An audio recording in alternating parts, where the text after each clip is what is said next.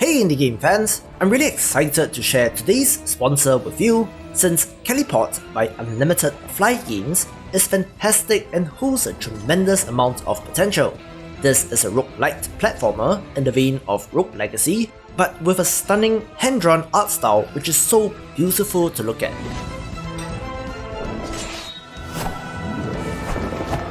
You play as a white tiger knight named Abel, fittingly searching for your brother Cain, where parallel dimensions and bullet hell boss fights come into play.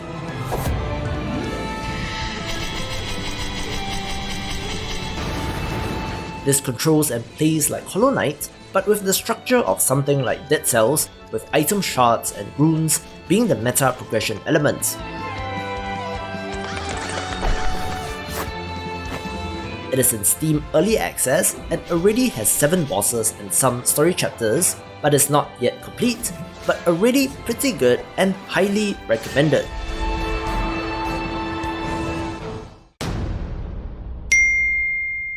I always love to take a look at early access releases since these games hold potential and could just be the next great game, so we start with Nexia, a Diablo-style isometric action RPG with 4 character classes, powerful feeling abilities, and a classic grim-dark world to explore. As mentioned in previous coverage, this has you at the center of a war between angels and demons, so can you say stereotypical? But there is supposed to be a different story for each character, procedurally generated dungeons, and something called Rage Form that allows you to transform into a powerful, inhuman monster for a short period of time. One thing which got people mixed is that this controls using WASD rather than click to move, so a very console feeling game, but again, as a fan of Diablo, I always give these games the benefit of the doubt. Early access is planned for 1 to 2 years with quite a limited amount of content currently, since only a quarter of Act 1 is available, so perhaps hold off and see how this goes. Look alive! By the next sunrise, we'll all know that this has been worth fighting for. Enter a unique fantasy world that is kept in flux by the steady rhythm of battle. We can do things. A Year of Rain doesn't shy away from the fact that it is heavily inspired by Warcraft 3 from the look and the way the worker units gather resources. If you need help or want to try out new tactics, you'll find guides right within the game. Everything is designed to be easy to learn. However, this, interestingly, has a focus on co-op multiplayer across all modes, which is an interesting take, with a co-op campaign for 2 players, where your units and builds are supposed to complement each other. If you are looking for competition, challenge another team of players to fight against you in the 2 versus 2 multiplayer battles. Your team members and opponents can be controlled by the AI if you prefer. Pick one of 3 roles: tank, support, or damage dealer. There are 3 factions, which are broadly humans, undead, and wild creatures, with an art style that is so reminiscent of its inspiration. Or the aristocratic House Rupa. Your army is led by a mighty hero. Your hero is your most important unit and gains powerful abilities on your path to victory. Of course, as with any indie RTS, where the focus is on multiplayer, the player population will be a huge concern. You unlock titles, portraits, and cosmetics, and climb in the ranks. Detailed statistics and replays will help you advance during the different seasons. The developers are supposed to put out a content patch every 6 to 8 weeks, with more story content, maps for skirmish mode, and so on.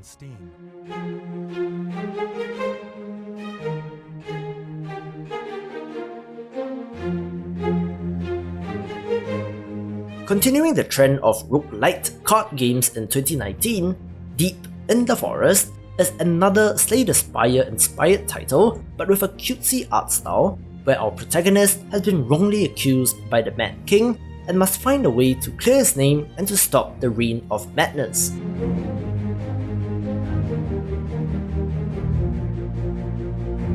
Rather than straight up copying the energy system in Slay the Spire, You instead can convert cards from your hand to increase your energy income, and you can store these over different turns to use more powerful cards.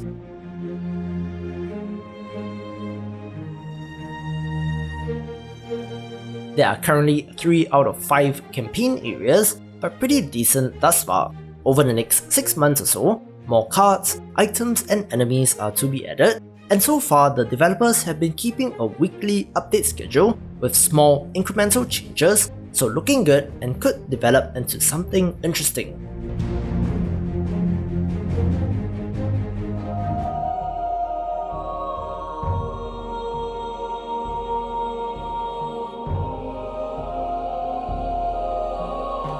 Gijin Craft is a roguelite strategy game where you command unique heroes and form legions with other units in the form of geometric shapes, and use these to march onwards to victory. I love the almost stained glass art style, and having roguelite elements mixed in with non-conventional genres is always of interest to me. Early access is planned for 6 months with more monsters and content to be added, but the core gameplay will be unchanged. There's already a campaign and freeform adventure mode, nearly 80 different styles of troops, and 11 planned areas, so innovative gameplay with great art.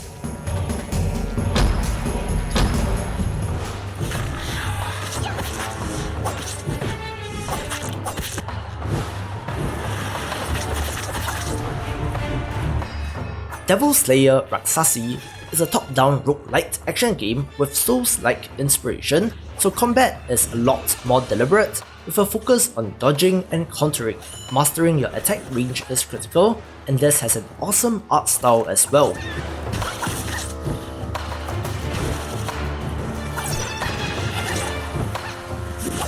You do unlock new characters, weapons, skills and more as you play, going in that direction of roguelite design. Boss fights are suitably tense and terrifying, and there is quite a decent amount of content even in early access. This period is planned for 1 year, with more of everything to be added, and one thing to note is that the localization is actually done pretty well, and the lore entries are fun to go through.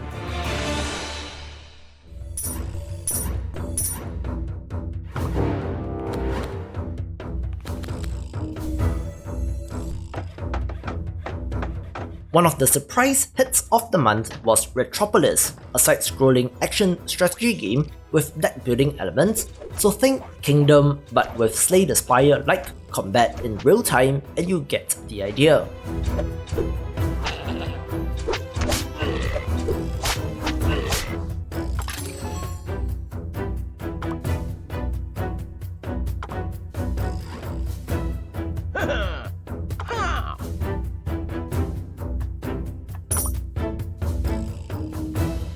You can upgrade your cards and play them in real time while enemies are besieging your town, with the standard random events that occur in the city building phase. But it is quite a deeply strategic game that requires you to think about your deck.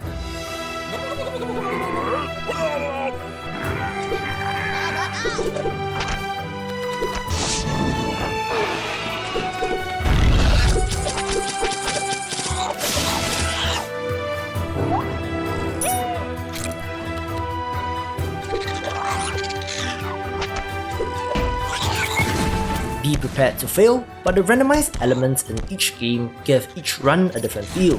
So much like Gijin Craft mentioned above, this introduction of roguelite elements to the genre is certainly of interest.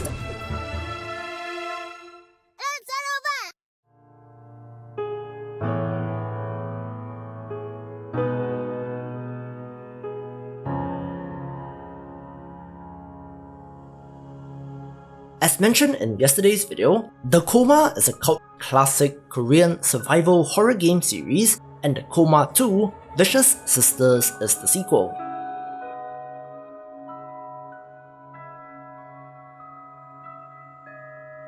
This time, rather than being confined to the school, you can explore the surrounding district as well, but of course, there is a relentless psycho after you as well.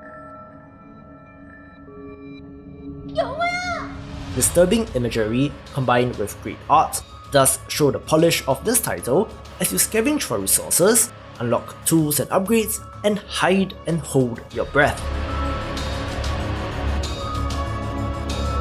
It's a little strange that this launched in early access, but the game does seem to be largely done with major story chapters being released every couple of weeks and the full launch planned for January 2020.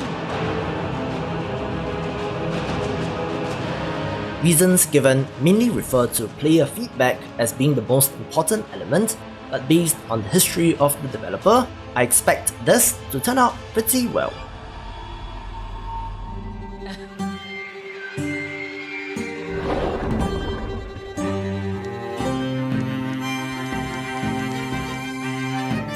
Build a Myth is a turn-based tactics game that enables you to build characters that you can call your own, to build their myth as an adventurer, and to eventually join the pantheon of legends.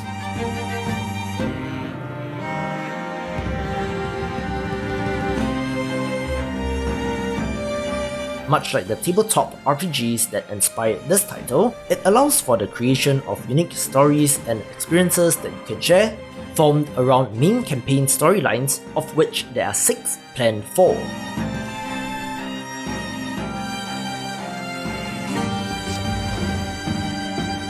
Your characters do grow old, age, and die, but can have offspring as well, and you choose their decisions at critical points in their life.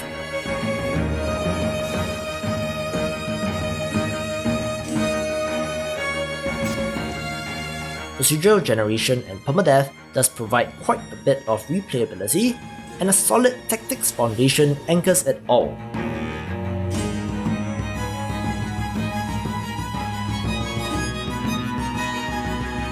Early access is planned for 6 months to a year, with more campaigns, stories, and expanded systems like relationships and choices, but the game is content complete and pretty polished at the moment, which is also my favourite sort of early access.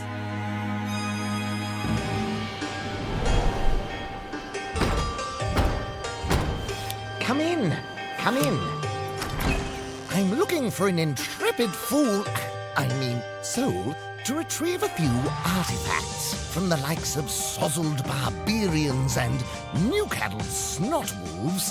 Meteor 4 Crummets Tale is a deck-based roguelite where you have to clear the board of all enemies in order to continue on, buying items or scrapping them to get the resources needed to survive. Interesting systems and a wonderful art style enhances the package, but more heroes and other metagame elements like a daily challenge are to be added. The hands of the Uberlich.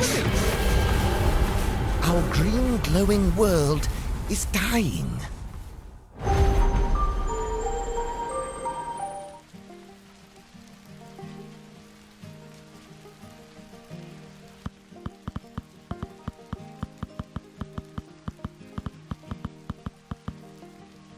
Village Monsters is a cozy life sim taking place in a post-apocalyptic world where you are the last human alive.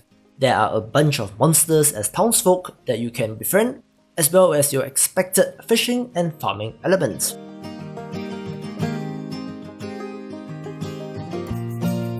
You can collect and train creatures, upgrade your home, chill out and watch TV, and even earn money at your part-time job, and it is just a wonderful, chill time. No time pressure and no lose condition per se, so a nice break from the grind of a farming sim game.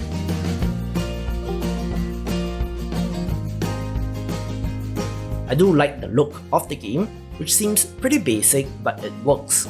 Early access is planned for a year, with roughly double the amount of content to be added, with more seasonal events, village activities, areas to explore and so on.